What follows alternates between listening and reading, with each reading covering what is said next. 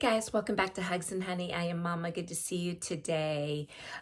Today we are going to talk about the design process, and we're going to start talking about the first steps of design.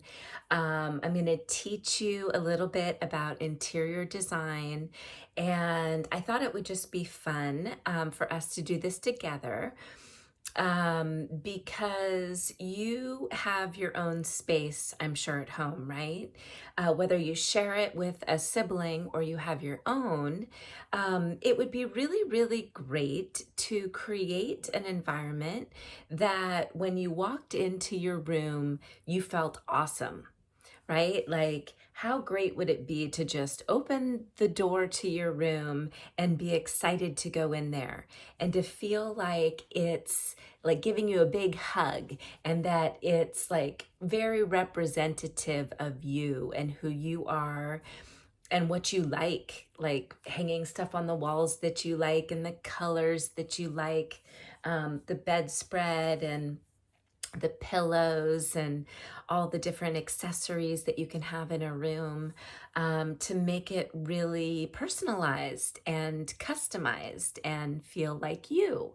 A place where you can go when you've had a hard day and just hang out and you know that it will soothe you and make you feel better.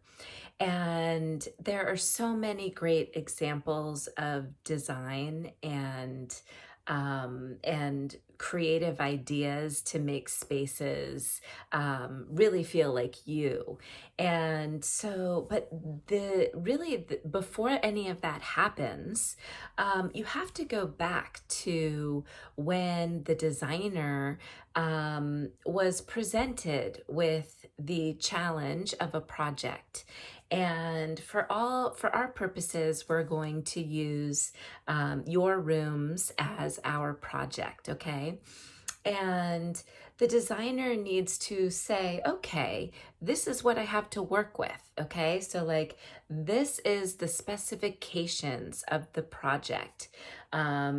It's a room, it's like 10 feet by 12 feet maybe, and I've got a queen bed in it, and a chest of drawers, a dresser, or a chest of drawers, and maybe two side tables and maybe a floor lamp. Maybe you have some bigger space, but you have like specific limitations, right? The walls are going to limit you, and perhaps the noise, and there are going to be other different things that we'll have to consider when you think about your room. But it's really so then you're presented with the project itself, the specifications, as we call them, and or the project details. And so from there, once we know what we're doing and what we're working with, what the goal is to design a room that makes us feel awesome. And the limitations are that we have 4 walls, and the specifications are, the project details are that we can design the floor, the walls, maybe the lighting on the ceiling, and the furniture and fixtures. So, and accessories.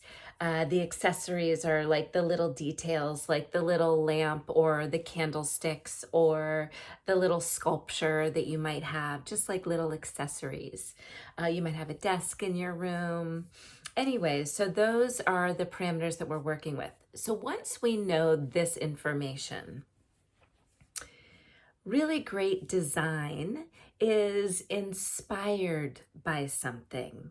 And sometimes it can be really hard to feel inspired by something. And so it's up to the designer. The first step of the design process, once you learn all the information, is the inspiration phase, where you need to get inspired by something. And sometimes you have an immediate inspiration. You love a team. So you're like, obviously, it's going to be, the Warriors. This is going to be a Warriors themed room.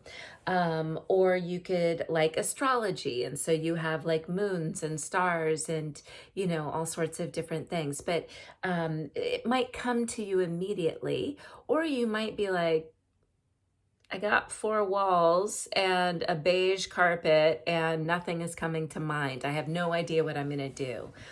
So there are some things that you can do to inspire yourself, to get inspired, and to find that inspiration, that creativity, that spark that you're looking for to start your project. And the first thing that you can do, just an easy thing that you can do, is you can create a vision board.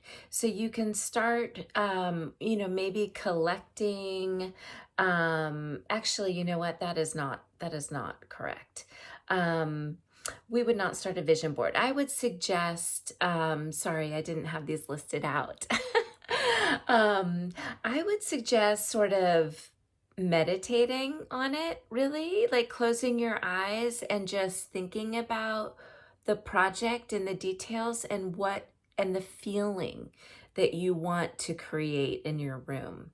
And you could start to imagine the colors specifically, maybe the fabrics and the materials. Maybe it's specific furniture, like a bean bag or a chair that hangs from the ceiling, or a rocking chair, something like that. Um, you can start to collect these images. As I was saying, the vision board. Once you've sort of gotten the images and been inspired, you can also look through magazines and start to get inspired by ideas. You can look through design magazines. You can look on Pinterest, and just keep your eye out for designs that you like. And you don't have to have this amazing design. It just has to be something that you've been inspired by. So you can also just take a walk and look out in nature, and in the process of kind of noodling on it and allowing it to kind of sink in, and you're just thinking about it in the back of your mind. You're not like really conscious about it. Oftentimes, things in the world, when we're just out walking around, maybe taking a hike, oftentimes nature provides amazing inspiration for us. We could see a flower and look at and see like an amazing color scheme that comes directly from nature, which is always really exciting.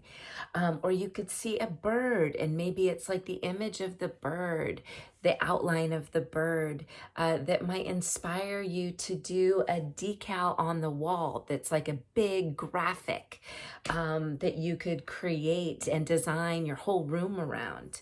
So you see how I just did that, like the bird, and then you can be inspired by the bird, and then you start to create based on that inspiration of the bird. Um, so, so it's really fun to think about, guys, and I would love to hear what you get inspired by. Keep a journal, okay? This is really important, to keep a journal, because you think you're going to remember all of your creative ideas and all the inspirations and insights that you come up with when you're meditating on it, or when you're walking around and you're kind of like keeping an eye out for it. Keep a journal, because then you can record all of these ideas. Sometimes they may not even be for this particular project. Sometimes you might get an idea and you might be thinking about this idea for a number of years. And then all of a sudden a project comes along and you get to do that for a different project. So you never know. And it's always fun to be inspired by something and to just live an inspired life. This is one way to do it, to be open to inspiration. And then it's really fun when you're open to inspiration and you get something magical comes to you. Having a specific project that has parameters and specifications and limitations allows us to kind of harness this magical idea that we have into something that we can turn into reality, which is so fun and so cool. And we'll talk about that process. But basically, inspiration is the first step in the design process, and to create just inspired, fun designs. And it actually makes everything easier.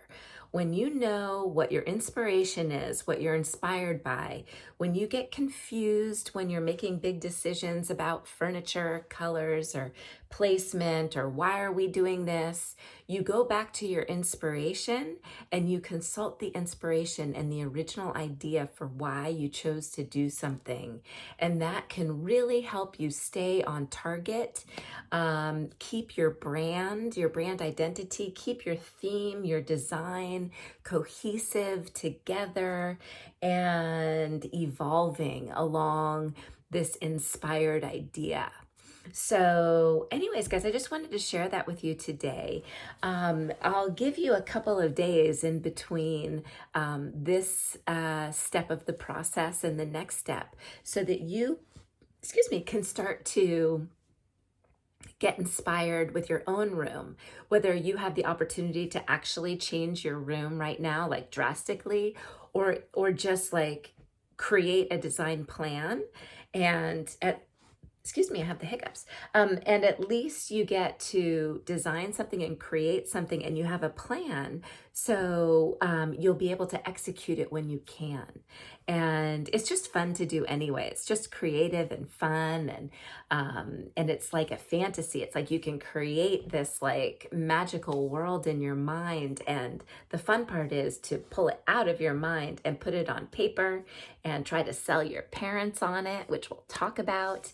And to just, we'll talk about, in the workshops that I'm going to do, we will share and present our ideas that we have in each stage of the process. So we'll get a chance to talk about it, share it, and learn to have sort of a cohesive, creative idea that we can bring to life.